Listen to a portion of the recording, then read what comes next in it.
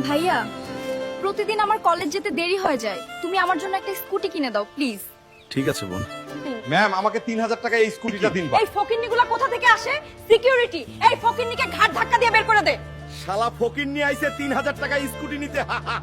এই ফকিন্নি, তোকে যেন শোরুমের আশেপাশে আর না দেখি। ওরা আমার সাথে কুকুরের মতো ব্যবহার করলো।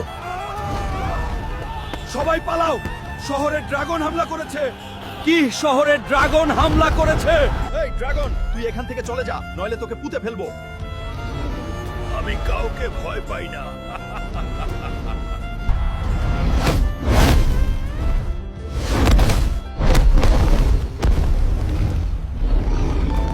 বন্ধুরা, তোমরা এই কঠিন সময়ে লাইক সাবস্ক্রাইব করে আমার পাশে থাকো।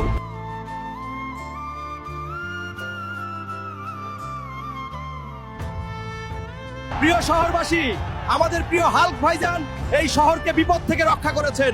এই অসামান্য সাহসিকতার জন্য সরকারিভাবে হাল্ক ভাইজানকে 30 কোটি টাকা দেওয়ার ঘোষণা করা হলো।